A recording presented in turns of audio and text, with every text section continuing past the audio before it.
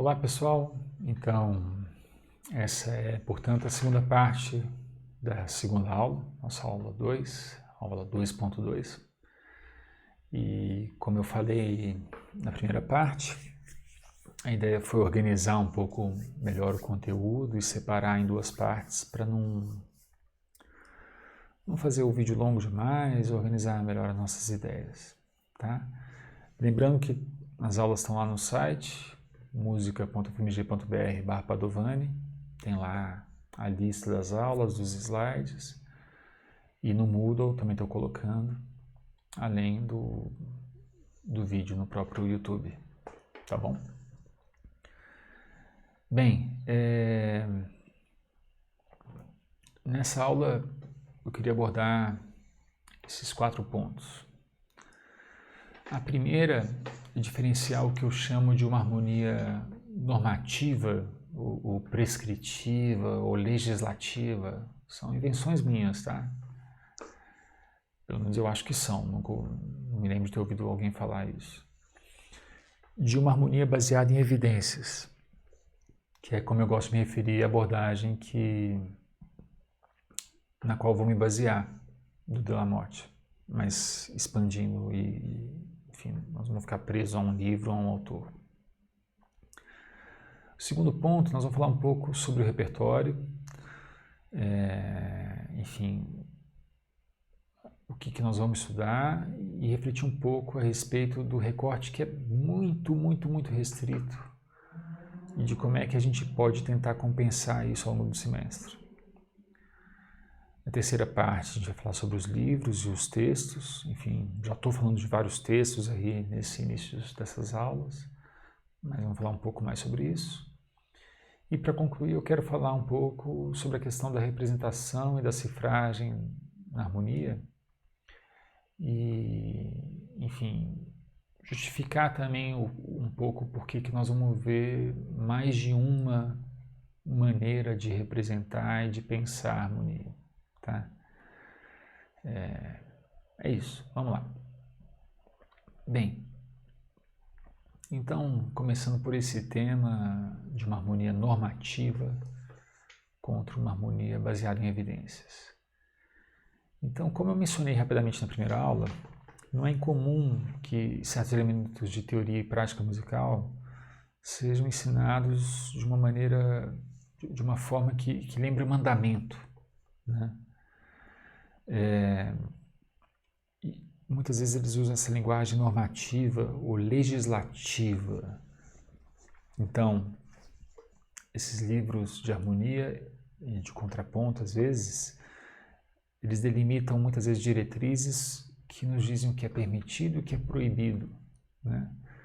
E ainda que essas ordens, né, essas proibições ou permissões possam ser derivadas, né, de observação de um repertório específico, muitas vezes essa derivação e essa origem não é explicada e não é colocada em contexto. Eu chamo isso de harmonia normativa, prescritiva ou legislativa, e de fato, né, alguns livros usam até o termo de lei, existe uma lei harmônica. É como se o bar não obedecesse à lei, ele fosse ser multado, né? Não faz sentido muito essa ideia para mim. E claro que eu sei que lei vem de uma ideia de princípio, você tem lei de Newton, mas é um pouco antiquada essa maneira de se referir a princípios observáveis, né? E claro, vem realmente de uma herança pedagógica mais arcaica, né? E não me parece, e por isso mesmo nós não vamos seguir esse tipo de conduta, a melhor maneira de compreender as estratégias, a linguagem harmônica de um autor, o seu estilo, o estilo de um período, né, de um contexto em que certos recursos são utilizados. Então, a partir de tudo que eu discuti na primeira parte da aula de hoje, né, da aula 2, e dada a justificação que eu dei para discutir isso, vocês podem imaginar que não é exatamente isso que eu gostaria de fazer, Porque, é claro, se a palavra e a disciplina, a harmonia, elas têm um sentido a ser compreendido que necessita desse contexto histórico, enfim, eu gastei um certo tempo, inclusive, nisso, assim também acontece com o próprio conteúdo, né? A gente precisa entender o conteúdo também em contexto e também observando como é que certas coisas foram utilizadas por certas pessoas ao longo da história, em contextos específicos, etc. Como base, a partir disso, eu queria apresentar um livro para vocês, que a gente vai voltar bastante ao longo do curso, que é esse livro do Dieter de la Motte, que se chama O Estudo da Harmonia, uma Perspectiva Histórica. Infelizmente eu não tenho ele traduzido, mas a gente tem várias versões, em inglês, espanhol e alemão. E a gente vai usar muito a versão em inglês porque ela tem a cifragem funcional e graduada, então eu gosto disso, acho que é legal para vocês. No prefácio, o de la Motte se coloca essa questão, né?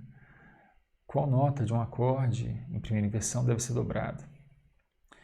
Está imaginando Dó, Mi, Sol, né? Qual nota Dó, Mi, Sol, se eu estou escrevendo a 4 vozes, eu posso dobrar e pôr no baixo?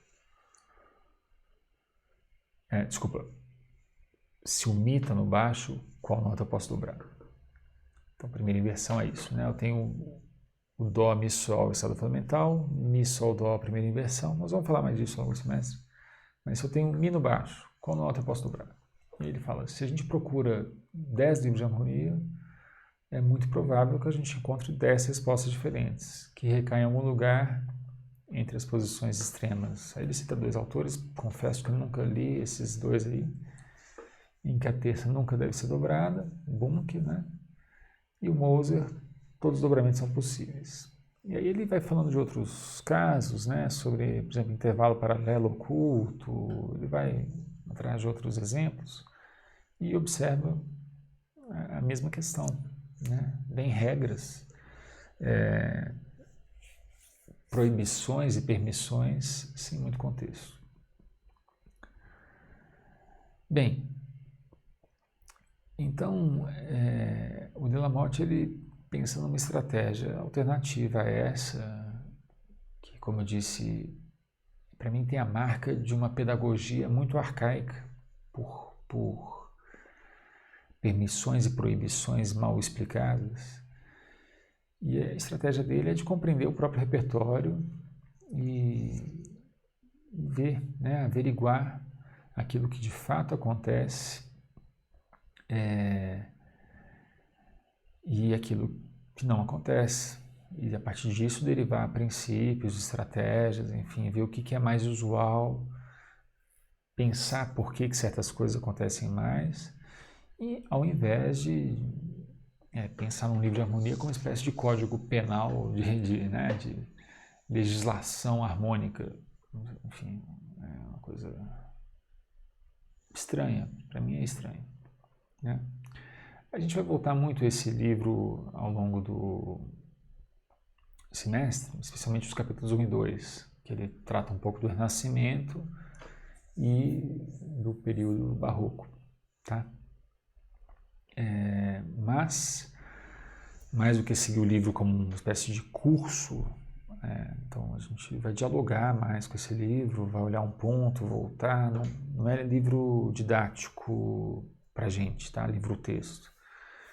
E pensar nessa ideia de uma estratégia, que para mim é a marca dessa estratégia aí do de la Motte, de uma harmonia baseada em evidências, né? Então, eu gosto, enfim, eu também de novo é uma expressão que eu inventei aí, roubei da medicina, né? Na medicina o pessoal fala de medicina baseada em evidências, mas é um pouco isso, de tirar evidências do repertório, do que de fato acontece, e daí, a partir disso, tentar inferir as regras, ou, enfim, regras no sentido assim, princípios de operação, estratégias, tá? Então, a partir do repertório, perceber o que é mais comum, o que faz sentido para um estilo, para um autor, né? Qual é a sintaxe harmônica que acontece ali. Para fazer isso, evidentemente, né, a gente precisa se restringir, então, a um repertório específico, limitado, né? Não dá para falar da harmonia universal. Quer dizer, temos até que falar com um certo sotaque, né? Universal. Não existe. A gente tem a harmonia de um período, a gente pode compreender em conexão um período com outro, mas é contextual. E aí, qual que vai ser a nossa maneira de lidar com essa restrição e limitação? Bem, no caso específico desse curso, que chama harmonia, mas é bom lembrar, deveria chamar harmonia tonal, né? A harmonia não é um pressuposto que a harmonia seja tonal. É um caso específico, é bom a gente acostumar a pensar assim. A ementa desse curso está centrada na harmonia tonal do que a gente chama de período da prática comum. Então, tem uma dupla restrição aí para a gente levar em conta, que é um recorte temporal, mais ou menos aí, né, século XVII a século XIX, enfim, 1900, 1899, né, tanto faz. Por aí. E é claro que tem música tonal no século XX, no século XXI, mas é o que a gente costuma estudar em harmonia tonal. E um recorte cultural e geográfico específico. A gente pensa na cultura da música de conceito europeia, essa bagagem que a gente costuma estar voltado. E aí, em harmonia 1, a gente tem um recorte ainda mais específico, porque, por razões que nós vamos falar daqui a pouquinho, a base costumam ser os hinos homofônicos luteranos do barroco tardio, e em especial, outro recorte, aqueles compostos por Johann Sebastian Bach. Então é hiperlocalizado, nós estamos na harmonia, senão uma harmonia de um autor num contexto, e não é qualquer autor, não é qualquer contexto, mas é bom lembrar, tá? E quais são as razões para isso, tá? E por que esse recorte? E não quero dizer assim, com essa pergunta ou essas respostas, mais ainda, que eu concorde integralmente com essas respostas, mas é de se levar em conta, tá? Então, uma primeira questão é, bem, esse material se afirmou pela tradição, o estudo de harmonia tonal por excelência em conservatórios, escolas de música, se deu, sabe-se lá, né, enfim, por que exatamente, como, mas Bach se tornou uma figura icônica, importante para a nossa música.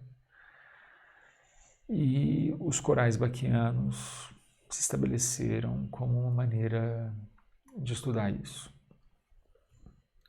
Bem, uma segunda resposta possível é que todos eles têm uma consistência estilística muito grande. Então, você pega os corais de Bach, tem um volume, né, com os corais, vou compartilhar com vocês para a gente trabalhar. São várias peças, são muitíssimas, e elas têm uma coesão estilística, tem uma maneira de trabalhar com a harmonia, enfim, muito coesa. Você consegue derivar regras a partir desse repertório, tirar estratégias, né? São poucas exceções e uma alta recorrência de estratégias. Terceiro ponto é que possibilita também estabelecer bases para compreender estratégias posteriores, principalmente clássico-românticas, de tratamento harmônico. E o quarto ponto é que, por serem vocais e seguirem regras, né, de condução de vozes, ainda que sejam homofônicas, elas permitem conectar o estudo do contraponto, que se tornou importante ainda no Renascimento, né, como um saber, e se firmou mesmo com Fuchs já em 1700, esqueci exatamente, mas já é século XVIII, a sistematização, né? Sistematização que a gente usa hoje, quer dizer, Fuchs pegou a ideia enfim, das espécies, não é ele que bolou isso, mas permite conectar essa ideia de uma lógica contrapontística de vozes, de tramas, à ideia da harmonia, que é uma lógica vertical e por blocos, né? Quer dizer, passar disso aqui para isso aqui. E são duas visões complementares aí de uma mesma coisa, a mesma peça, né? Mas percebe que a ótica muda. Bom, para balancear esse recorte, que ele é muito restritivo, nós vamos tentar algumas coisas. Eu já estou tentando aqui. Primeira é ver outros estilos, outros gêneros, que não aquele do coral baquiano, e tentar colocar em diálogo, né, as estratégias e materiais utilizados nessas peças, nesses gêneros, com aqueles que a gente vai ver a partir de Bach. Então, nós vamos tentar associar esse núcleo mais tradicional, né, do curso, mais usual, coral baquiano, outras peças, outros gêneros, tá bom? E é uma tentativa. Bom,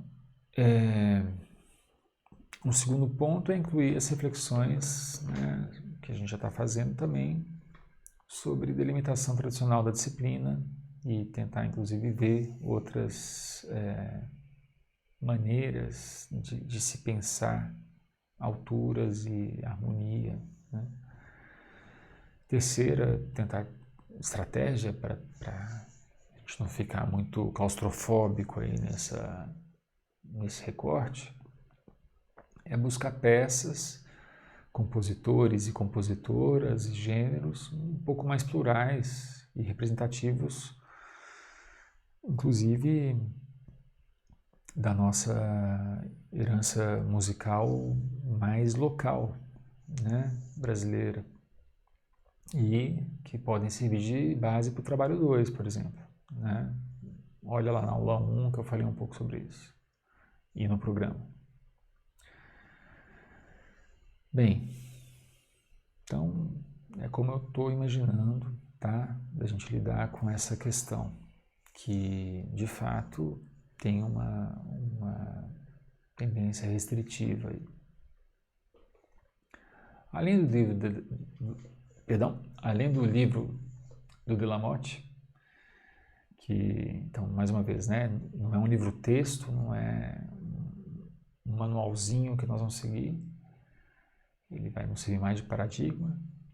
Tem outros livros, então, que seguem uma tradição mais pragmática, né, comum nos Estados Unidos, enfim, que são altamente organizados, enfim, a ideia é ensinar para alguém a harmonia do beabá até o que se considera o cânone da harmonia, mas é livro-texto, então assim, é livro didático. A questão é que livros assim, algumas vezes não fazem as reflexões que eu acho que são importantes, como essas que a gente está fazendo aqui, tá? E aí, a depender do contexto, outros livros e textos. Enfim, já falei de alguns aí que eu vou colocar na pasta. É leitura, claro, complementar, mas não menos importante. E coisas que eu mesmo escrevo, traduzo, enfim, tá bom? Bem, e sobretudo nós vamos ver nesses livros de harmonia várias maneiras de representar acordes e harmonias, que é o nosso quarto ponto, então. Então, para falar disso, uma coisa que acho que vale a pena pensar é que quando a gente representa algo, quando a gente pensa na representação de alguma coisa, a gente, ao representar, muda as possibilidades de entender e de manipular conceitualmente ou praticamente essa coisa, né? Aquela figura que eu mostrei do contraponto e dos blocos talvez deixe isso mais claro. Um outro exemplo é a matemática, né? Os números romanos permitem certas coisas para se fazer com os números, e os números arábicos, o zero, né, que vem dos indianos, enfim, parece que os maias também já tinham encontrado por aqui essa ideia do zero, permitiu muitas outras coisas, né? Tenta fazer uma multiplicação com o número romano, uma divisão. Não serve para isso. Então, mudar a representação de algo muda o campo das possibilidades. E na harmonia, as maneiras como a gente cifra, representa, implicam também maneiras diferentes de compreender, de pensar os acordes. E aí, só para citar algumas maneiras, tá? As mais importantes. Tem uma famosa cifra de violão, que os americanos chamam de cifra de jazz. A gente também fala de cifra de música popular, que é talvez a maneira por excelência mais usada de se pensar harmonia no século XX. Vamos lá até pouco nesse curso, mas eu quero tentar dialogar com essa maneira de representar que provavelmente muitos de vocês têm familiaridade.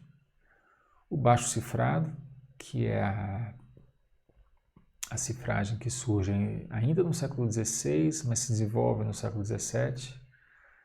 A cifragem por graus ou por números romanos, ou a cifragem graduada, nós vamos ver muito aqui também, que surge no século XVIII.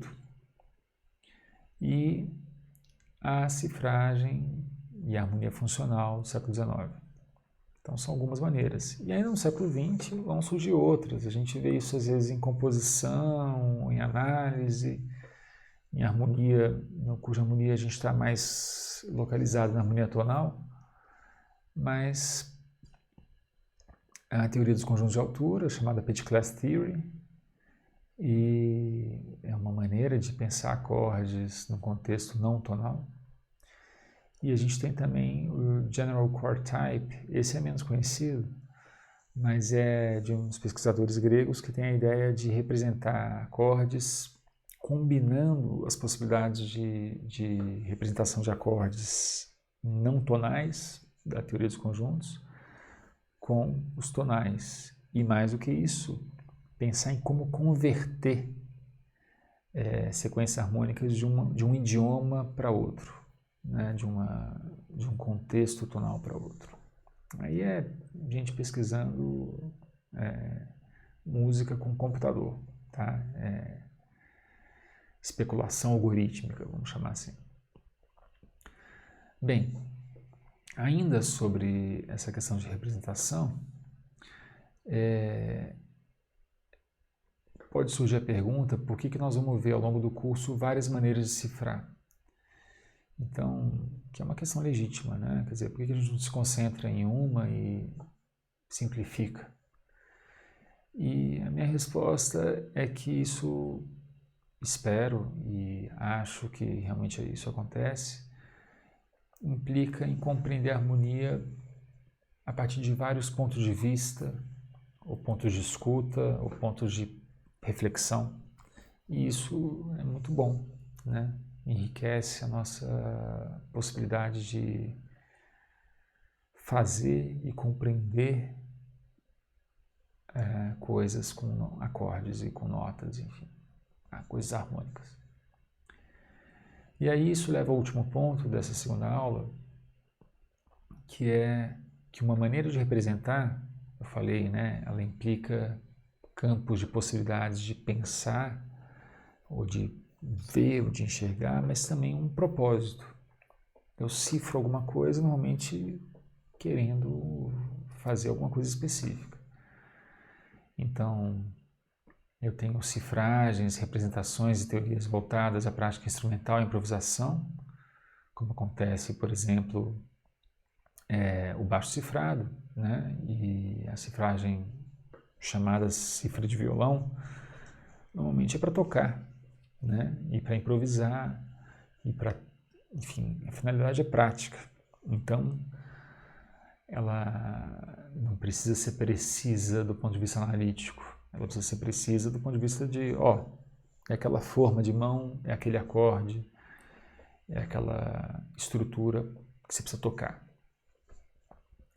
Existem cifragens, representações e teorias mais voltadas à análise e existem outras mais voltadas à composição, né? Então, acho legal assim a gente terminar essa aula tendo consciência de que sempre ao utilizar um determinado recurso e uma abordagem harmônica, a gente deve considerar essa dupla tendência. Quando eu represento algo, eu torno certas coisas mais fáceis, eu consigo fazer certas operações, análises, pensar em certas coisas. Quando eu represento de outras maneiras, eu talvez não consiga pensar aquelas mesmas coisas e vou conseguir pensar mais facilmente outras e, inclusive, tocar mais rapidamente ou, enfim, às vezes eu vou ter um ponto de vista mais pragmático, né? A gente está um pouquinho mais no campo analítico, reflexivo, mas a gente vai tentar, na medida do possível, transitar, tá bem? E, enfim, vão surgir dúvidas práticas, assim, objetivas, quando a gente começar a cifrar e analisar coisas. E aí é muito importante vocês me mandarem as dúvidas e, enfim, a gente falou um pouco sobre comunicação. Não deixem de colocar as questões quando elas forem surgir. Mas espero que nessas aulas iniciais, pelo menos o enquadramento geral dessas questões fique claro. E, bem, voltamos falando de afinações, temperamentos e coisas mais numéricas na próxima aula, tá? Quem já estava comigo aí nas primeiras semanas de março, antes de nos recolhermos cada um à sua casa, eu já tinha falado disso, mas eu vou reorganizar um pouco, deixar um pouco mais conciso e fácil de vocês acompanharem daí. E é isso. Obrigado, gente. Até a próxima.